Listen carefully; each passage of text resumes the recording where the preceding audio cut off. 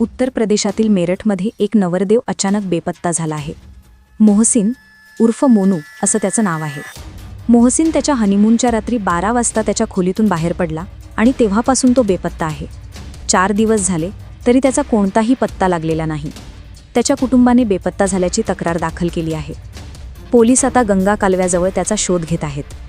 बुधवारी मोहसिनची लग्नाची वरात मुझफ्फरनगरमधील खतौली येथे गेली आणि लग्न समारंभानंतर तो त्याच्या वधूसह घरी परतला।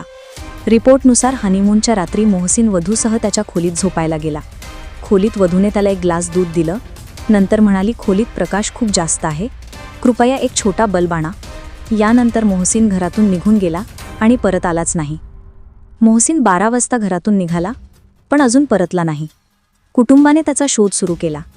नातेवाईकांकडे आणि परिसरात शोध घेतल्यानंतरही त्यांना कोणतीही माहिती मिळाली नाही, म्हणून त्यांनी पोलिसांना कळवलं। पोलिसांनी सीसीटीव्ही फुटेज तपासले, ज्यामध्ये मोहसिन शेवटचा गंगा कालव्याजवळ दिसला। पोलिसांचं पथक गंगा कालव्यात शोध मोहीम देखील राबवत आहे आणि अनेक बाजूंनी तपास करत आहे।